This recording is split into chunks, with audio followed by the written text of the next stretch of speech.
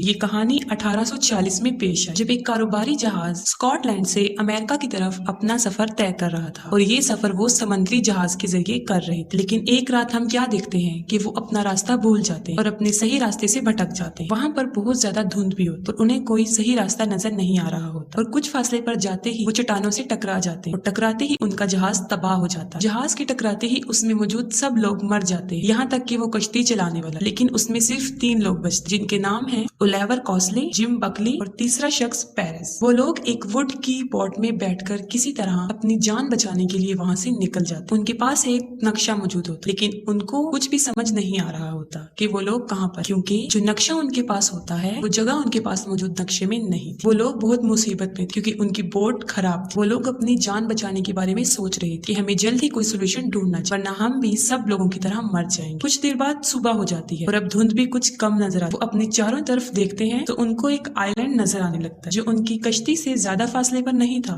وہ لوگ فوراً اس کے کنارے پر آ جاتے اور وہاں آ کر کچھ دیر بیٹھ جاتے۔ وہاں پر بہت سکون اور سناٹا ہوتا ہے، جس سے ان کو یہ محسوس ہوتا ہے کہ یہ آئی لینڈ بالکل خالی ہے، یہاں ان کے علاوہ کوئی نہیں ہے۔ کچھ دیر گزرنے کے بعد وہاں ایک بوڑھا شخص آتا ہے جس کا نام پنگل ہوتا ہے۔ دراصل وہ بوڑھا آدمی اس آئی لینڈ کا ہی رہائشی تھا۔ وہ اس آئی لینڈ پر ان تینوں کو بہت اچھے سے ویلکم کرتا ہے اور ان کو اپنے گھر لے جاتا ہے، اور لے جاتے ہی اپنے گھر وہ انہیں کھانا کھلاتا ہے۔ کوزلی اپنی کہانی بتانا شروع کرتا ہے کہ وہ لوگ یہاں پر کیسے آئے، کیونکہ ان کا جہاز چٹانوں سے ٹکرا گیا تھا، اور جہاں پر یہ واقعہ پیش آیا وہ اس بوڑھے شخص کے گھر سے زیادہ دور نہیں تھا۔ وہ لوگ یہ سوچ رہے ہوتے ہیں کہ شاید اس کشتی میں موجود ہمارے علاوہ اور لوگ بھی بچ گئے ہوں۔ وہ اس بوڑھے شخص کو کہتے ہیں کہ اس کو وہاں پر آگ جلانی چاہیے، اس کا فائدہ یہ ہوگا کہ اگر کوئی شخص بچ گیا ہوگا تو وہ یہاں پر آ جائے گا۔ اس کے جواب میں وہ بوڑھا شخص ان کو کہتا ہے کہ تم لوگ آرام کر لو، میں آگ جلا دوں گا۔ جو واقعہ ان کے ساتھ پیش آیا تھا اس میں کوزلی کا بازو بری طرح زخمی ہو جاتا ہے۔ وہ بوڑھا شخص ان کو مشورہ دیتا ہے کہ انہیں کچھ دن وہاں آئی لینڈ پر ہی اسٹے کرنا چاہیے جب تک کہ وہ پوری طرح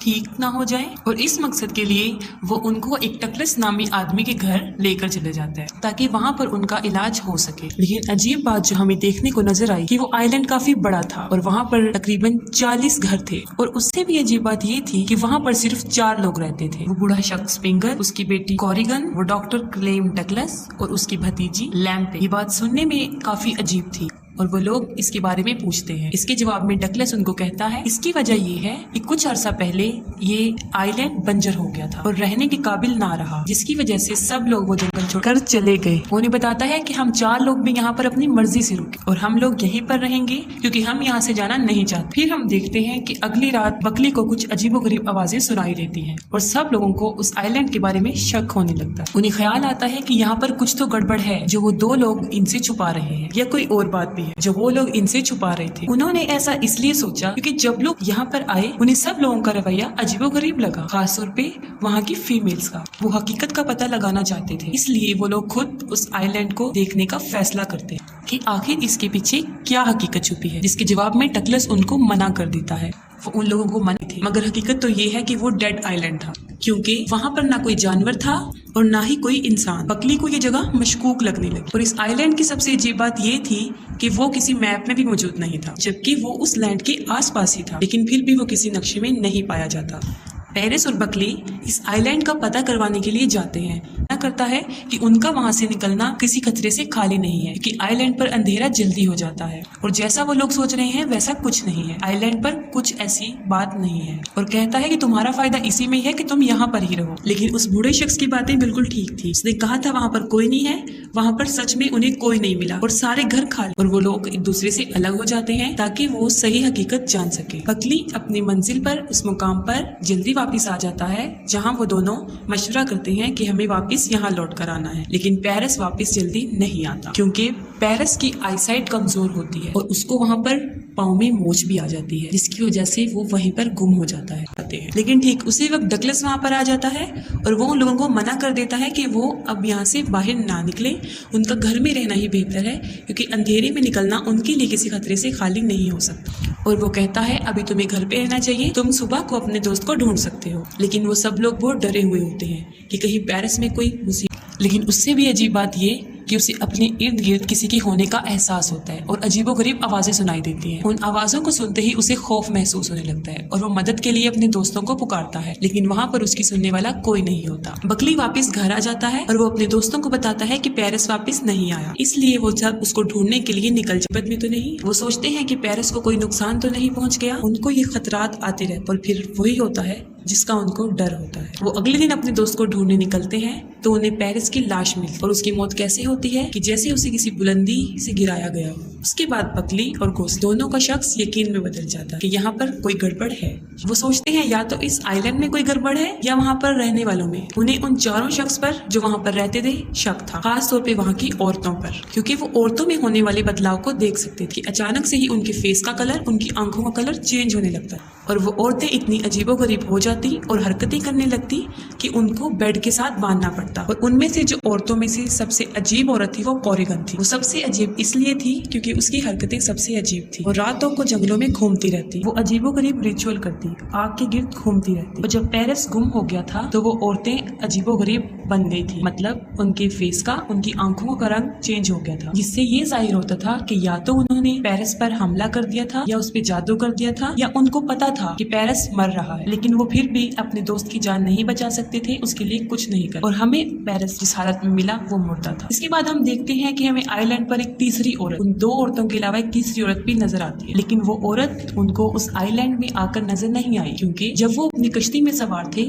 ان کو تب پہاڑوں پر روشنی نظر آئی۔ اور جیسا کہ آپ کو بتایا گیا تھا اس آئی لینڈ کے بارے میں کہ وہ کسی بھی نقشے میں موجود تھا ہی نہیں۔ اس پر کوسلی اپنی پیشن گوئی شروع کرتا ہے، جس کے پیش نظر وہ وہاں پر چھان بین کرتا ہے اور اس کے دوران اس کو وہاں سے ایک ڈائری ملتی۔ اس ڈائری میں جہازوں کا ذکر کیا ہوتا ہے اور اس میں لکھا ہوتا ہے کہ یہاں پر جو لوگ رہ رہے ہیں وہ لوگ پہلے موجود نہیں تھے، اور اس ڈائری میں یہ بھی لکھا تھا کہ ان سے پہلے بھی جو لوگ اس آئی لینڈ پر آئے وہ یہاں پر پھنس گئے اور یہاں سے پھر ان کا نکلنا ناممکن ہو۔ وہ دونوں دوست وہاں سے نکلنے کا، اپنی جان بچانے کا سوچ رہے ہوتے ہیں، اور اچھی بات ان کے لیے یہ تھی کہ ان کی بوٹ زیادہ دور نہیں۔ وہ اپنا سامان اٹھاتے ہیں اور رات کو ہی اس آئی لینڈ کو چھوڑنے کا فیصلہ کرتے، لیکن تب رات تھی اور دھند بہت زیادہ تھی اور ان کو راستہ بھی نظر نہیں آ رہا تھا۔ لیکن ان کے لیے بری بات یہ تھی کہ ان کو وہاں پر عجیب و غریب آوازیں سنائی دینا شروع ہو گئی۔ انہیں ایسا محسوس ہوا ان آوازوں سے کہ جیسے ان کے ساتھی مصیبت میں ہیں اور مدد کے لیے پکار رہے ہیں۔ ان آوازوں کو سن کر وہ اپنے سینسز کو کھو دیتے ہیں اور پاگل ہونے لگتے ہیں، اور اس پاگل پن کے عالم میں وہ پانی میں کودنے ہی والے ہوتے ہیں کہ وہاں پر وہ بوڑھا شخص پنگل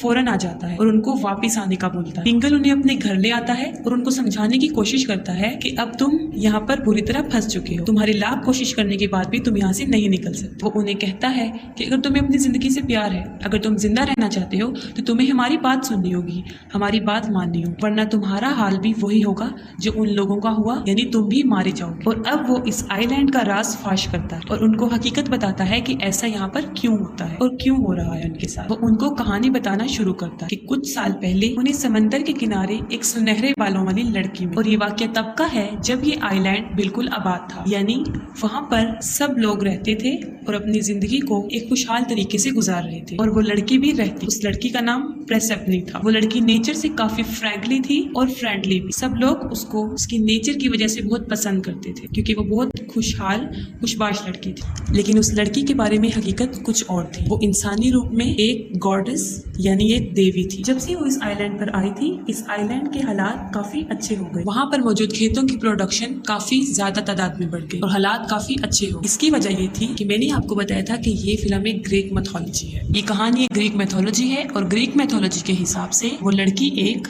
دا گاڈس آف ہارپس کہا جاتا ہے، اور اس کے باپ کا نام زیوس ہے، اور ہیڈس پوری دنیا کا دیوتا تھا۔ وہ اپنی بیٹی کو اس آئی لینڈ پر لے گئے اور پھر اس کے بعد وہ وہاں کی گریک بن گئی۔ جب ربنی وہاں سے چلی گئی تو اس آئی لینڈ کے کافی برے حالات ہوئے، وہاں کے کھیت اجڑ گئے اور لوگ بھوک سے مرنے لگے۔ حقیقت میں وہ لڑکی اس آئی لینڈ پر ایک عام انسان کی طرح زندگی گزارنے آئی، لیکن اس آئی لینڈ کی کہانی کا کسی کو آج تک پتہ نہیں چلا۔ ربنی بہت خوبصورت، ہر مرد اس کی طرف اٹریکٹ ہو جاتا ہے۔ ایک دن کا واقعہ ہے کہ ایک مرد شراب کی حالت میں اس کے ساتھ بدتمیزی کرنے کی کوشش کرتا ہے، اور اس کے دوران وہ اس لڑکی کو جان سے مار دیتا. اس کا مطلب ہرگز یہ نہیں کہ وہ لڑکی پاورفل نہیں یا وہ اس کا مقابلہ نہیں کر سکتی، کیونکہ اس وقت وہ ایک انسانی روپ میں تھی، اسی لیے اپنی پروٹیکشن کے لیے وہ کچھ نہیں کر سکتی. لیکن اس کے مرتے ہی آئی لینڈ پر زوال آ گیا، قحط آ گیا، لوگ بھوک سے مرنے لگے اور وہاں کا سب کچھ بنجر ہو گیا. اور اس کے بعد اس آئی لینڈ کے مرد آہستہ آہستہ مرنے لگے، وہ بھی وہاں کی عورتوں سے، وہ اپنی ہی عورتوں کے ہاتھوں مرنے لگی. کیونکہ وہ لڑکی اپنا بدلہ نہیں لے سکی، اس لیے وہاں پر رہنے والی عورتیں اپنے آپ پر بے قابو تھی اور اپنے باپ بھائی بچوں کا کسی کی پہچان نہیں رکھتی تھی اور ان کو جان سے مار دیتی تھی. اور جو لوگ یہاں پر پھنس جاتے وہ یہاں سے نہیں نکل پاتے، اور جو لوگ یہاں سے نکلنے کی کوشش کرتے ان کو جان سے مار دیا جاتا. یہی وجہ ہے کہ یہ آئی لینڈ بنجر ہے، کیونکہ جو بھی یہاں پر آتا وہ مار دیا جاتا، کیونکہ گاڈس کا کنٹرول عورتوں پر زیادہ تھا. اور اسی وجہ کے پیش نظر ان 4 لوگوں کو وہاں پر زندہ رکھا گیا تاکہ یہ قرض آئی لینڈ پہ ہمیشہ برقرار رہے، اور جو بھی جہاز وہاں سے گزرتا وہ اس آئی لینڈ کے کنٹرول میں آ. اس کے بعد یہ ہوتا کہ وہ جہاز تباہ ہو جاتا اور اس میں لوگ موجود مر جاتے، اور ایسا کئی سالوں سے ہوتا آ رہا ہے. یعنی ان کے لیے یہاں سے نکلنا ناممکن ہو گیا، اور اپنی ساری زندگی اس آئی لینڈ پر ہی قید کی طرح گزارنی پڑی. اور یقیناً کوئی بھی شخص ایسی قید کی زندگی کو پسند نہیں کرتا. وہ بوڑھا شخص انہیں اس آئی لینڈ کی ساری حقیقت بتاتا ہے، جس کو سن کے وہ کافی شاکڈ ہو جاتے، لیکن وہ پھر بھی وہاں رہنے کو تیار نہیں ہوتے. اور تب انہیں پتہ چلتا ہے کہ ان کا دوست بھی ان عورتوں کے وش میں آ گیا تھا. اس کے بعد بڑا شخص ان دونوں کی ہیلپ کرتا ہے وہاں سے نکلنے کی. وہ ان عورتوں کو باندھ دیتا ہے تاکہ وہ اس کے اوپر اپنا جادو نہ کرے. لیکن یہ قرض اتنا پاورفل تھا کہ گوسلی بھی وہاں سے نہیں نکل پاتا اور اس پر بھی جادو کا اثر ہو گیا تھا، اور وہ بھی پانی میں ڈوب جاتا ہے اور مر جاتا ہے. اس کے بعد جو آئی لینڈ کی عورتیں تھیں وہ اس سارے معاملات سے تنگ آ چکی تھی اور وہ خود کو مار دیتی ہیں، جس سے پرسیبنی یعنی اس لڑکی کی پاور اس آئی لینڈ پہ کم ہو جاتی. اور کسی کو آج تک یہ پتہ نہیں چلا کہ گوسلی کو سمندر میں زندہ پایا گیا یا نہیں، اور اسی طرح وہ آئی لینڈ ایک ہسٹری بن کے رہ گیا.